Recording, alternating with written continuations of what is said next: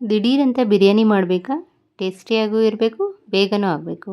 ಹಾಗಾದರೆ ಈ ವಿಡಿಯೋ ಕೊನೆ ತನಕ ನೋಡಿ. ನಾನು ಅರ್ಧ ಕೆ ಜಿ ಚಿಕನ್ಗೆ ಅರ್ಧ ಕೆ ಜಿ ರೈಸು, ಒಂದು ಇಡೀ ಕೊತ್ತಂಬರಿ ಸೊಪ್ಪು, ಧನಿಯಾ ಮತ್ತು ಪುದೀನ, ಹಾಗೆ ಶುಂಠಿ ಬೆಳ್ಳುಳ್ಳಿ ಪೇಸ್ಟು, ಒಂದು ಕ್ಯಾಪ್ಸಿಕಮು ಹಾಗೂ ಎಲ್ಲ ಥರದ ಮಸಾಲೆ ತೊಗೊಂಡಿದ್ದೀನಿ. ಅಕ್ಕಿಯನ್ನು ತೊಳೆದು ಸೈಡಲ್ಲಿ ಇಟ್ಕೊಂಡು ಚಿಕನ್ಗೆ 1.5 ಸ್ಪೂನು ಖಾರದ ಪುಡಿ, 1 ಸ್ಪೂನು ಧನಿಯಾ ಪುಡಿ, 1/4 ಗಂಟೆಯಿಂದ 20 ನಿಮಿಷ ಮ್ಯಾರಿನೇಟ್ಗೆ ಇಟ್ಟರೆ ಸಾಕು. ಹಾಗೆ ಸ್ವಲ್ಪ ಅರಿಶಿನ ಹಾಕ್ಕೊಂಡ್ರೆ ಚೆನ್ನಾಗಿರುತ್ತೆ. ರುಚಿಗೆ ತಕ್ಕಷ್ಟು ಉಪ್ಪು, ಒಂದು 2-2.5 ಸ್ಪೂನ್ ಆದರೆ ಸಾಕಾಗುತ್ತೆ ಹಾಫ್ ಕೆ ಜಿಗೆ.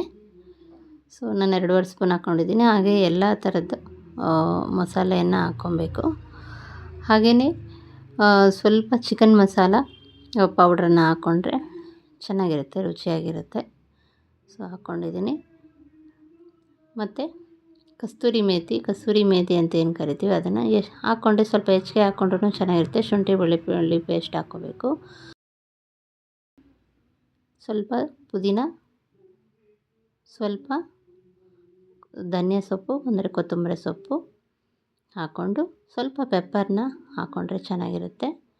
ಹಾಕ್ಕೋತಾ ಇದ್ದೀನಿ ಸ್ವಲ್ಪ ಪೆಪ್ಪರು. ಹಾಗೆಯೇ ಅರ್ಧ ನಿಂಬೆಹಣ್ಣು ಹಿಂಡ್ಕೊಬೇಕು. 3 ಸ್ಪೂನು ಮೊಸರನ್ನ ಹಾಕ್ಕೋಬೇಕು. ಹಾಫ್ ಕೆ ಜಿಗೆ ಒಂದು 3 ಸ್ಪೂನ್ ಆದರೆ ಮಿಕ್ಸ್ ಆಗುತ್ತೆ ಚೆನ್ನಾಗೆ.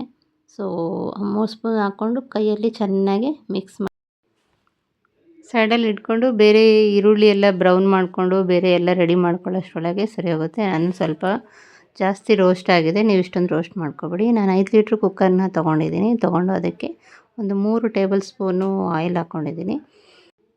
ಹಾಗೆಯೇ 1 ಸ್ಪೂನು ತುಪ್ಪ ಹಾಕ್ಕೊಂಡಿದ್ದೀನಿ. ತುಪ್ಪ ಚೆನ್ನಾಗಿರುತ್ತೆ ಟೇಸ್ಟ್ಗೆ. ಎಣ್ಣೆ ಬಿಸಿಯಾಗಿದೆಯಾ ಅಂತ ನೋಡಿಬಿಟ್ಟು ಕಾದಿದ್ರೆ ಎಣ್ಣೆ, ಅದಕ್ಕೆ ಎಲ್ಲ ಥರದ ಮಸಾಲೆಯನ್ನು ಹಾಕ್ಕೊಬೇಕು. ಅದೆಲ್ಲ ಚಟ್ಪಟ ಆದಮೇಲೆ ಬಿರಿಯಾನಿ ಎಲೆ ಹಾಕ್ಕೋಬೇಕು. ಬಿರಿಯಾನಿ ಎಲೆ ಹಾಕೋದನ್ನ ಮರಿಬಾರ್ದು. ಸೊ ಅದಕ್ಕೆ ಶುಂಠಿ ಬೆಳ್ಳುಳ್ಳಿ ಪೇಸ್ಟು ಹಾಕಿ ನಂತರ ಮ್ಯಾರಿನೇಟ್ ಮಾಡಿರೋ ಚಿಕನ್ನ ಹಾಕ್ಕೊಬೇಕು. ಎಲ್ಲ ಕಂಪ್ಲೀಟಾಗಿ ಹಾಕ್ಕೊಂಡು ಅದನ್ನು ಚೆನ್ನಾಗಿ ತಿರುಗಿಸ್ಬೇಕು. ಚೆನ್ನಾಗೆಲ್ಲ ಮಿಕ್ಸ್ ಆದಮೇಲೆ ಅದನ್ನು 5 ಮಿನಿಟ್ಸು ಸ್ವಲ್ಪ ಬೇಯಕ್ಕೆ ಬಿಡಬೇಕು. ತಳ ಹತ್ತದಾಗೆ ನೋಡ್ಕೊಬೇಕು, ಅದನ್ನು ಚೆನ್ನಾಗಿ ತಿರುಗಿಸ್ತಾ ಇರಬೇಕು. ಹಾಗೆ ನಾನು ಕ್ಯಾಪ್ಸಿಕಮ್ ಹಾಕೋತಾ ಇದ್ದೀನಿ. ಅದು ಆಪ್ಷನ್ನು, ನಿಮಗೆ ಬೇಕಂದರೆ ಹಾಕ್ಕೊಳ್ಳಿ, ಇಲ್ಲಾಂದರೆ ಪರವಾಗಿಲ್ಲ. ನೆಕ್ಸ್ಟು ತೊಳೆದಿಟ್ಟಿರುವಂಥ ರೈಸ್ ಹಾಕ್ತಾಯಿದ್ದೀನಿ. ಸೊ ನಾನು ಅರ್ಧ ಕೆ ಜಿ ರೈಸ್ ತೊಗೊಂಡಿದ್ದೆ ಅಂತ ಹೇಳಿದ್ನಲ್ಲ, ಅದೆಲ್ಲ ಮಿಕ್ಸ್ ಮಾಡ್ಕೊಬೇಕು ಚೆನ್ನಾಗಿ. ತಳ ಹತ್ತದಾಗೆ ನೋಡ್ಕೊಬೇಕು. ತಳ ಹತ್ತಿದ್ರೆ ಅದರ ಟೇಸ್ಟೇ ಬೇರೆ ಥರ ಸ್ಮೆಲ್ಲು ಸ್ಟಾರ್ಟ್ ಆಗಿಬಿಡುತ್ತೆ. ಬಿರಿಯಾನಿ ಟೇಸ್ಟ್ ಚೆನ್ನಾಗಿರೋದಿಲ್ಲ. ಸೊ ಅದಕ್ಕೆ ಉಳಿದಿರೋ ಅಂಥ ಧನಿಯಾ ಅಂದರೆ ಕೊತ್ತಂಬರಿ ಸೊಪ್ಪು ಹಾಗೂ ಪುದೀನ, ಬ್ರೌನ್ ಆಗಿರೋ ಅಂಥ ಈರುಳ್ಳಿ ಹಾಕ್ಕೋತಾ ಇದ್ದೀನಿ. ಎಲ್ಲ ಹಾಕ್ಕೊಂಬಿಟ್ಟು ಚೆನ್ನಾಗಿ ಮಿಕ್ಸ್ ಮಾಡ್ಕೊಬೇಕು. ಮಿಕ್ಸ್ ಮಾಡ್ತಾ ಇರಬೇಕು. ಅಕ್ಕಿ ಈ ಥರದ ಸ್ಪೂನು ತುಂಬ ಚೆನ್ನಾಗಿರುತ್ತೆ ಮಿಕ್ಸ್ ಮಾಡೋದಕ್ಕೆ, ಯಾಕಂದರೆ ಅಕ್ಕಿ ತುಂಡಾಗೋದಿಲ್ಲ. ಅಕ್ಕಿ ನೆಂದಿರೋದ್ರಿಂದ ತುಂಡಾಗೋ ಸಾಧ್ಯ ಇರುತ್ತೆ. ಸೊ ಶಾರ್ಪಾಗಿರೋಂಥ ಸ್ಪೂನ್ ತೊಗೋಬೇಡಿ, ಈ ಥರ ಸ್ಪೂನ್ ತೊಗೊಂಡ್ರೆ ಸೊ ಅಕ್ಕಿ ಏನೂ ಆಗೋಲ್ಲ. ಹಾಗೆ ನಾನು ಯಾವಾಗಲೂ 1 ಗ್ಲಾಸ್ ಅಕ್ಕಿಗೆ 1.5 ಗ್ಲಾಸ್ ನೀರು ಹಾಕ್ತೀನಿ. ತುಂಬ ಚೆನ್ನಾಗಿ ಎಲ್ಲ ಬಾತ್ಗೂ ಅಷ್ಟೇ ನೀರು ಹಾಕಿದ್ರೆ ಕರೆಕ್ಟಾಗಿರುತ್ತೆ. ಸೊ ರುಚಿಗೆ ತಕ್ಕಷ್ಟು ಉಪ್ಪನ್ನು ಹಾಕಿ ಮತ್ತು ಲಿಡ್ಡನ್ನು ಮುಚ್ಚಿದ್ರೆ 1 ವಿಸಿಲ್ ಬಂದರೆ ಸಾಕಾಗುತ್ತೆ ಫ್ರೆಂಡ್ಸ್.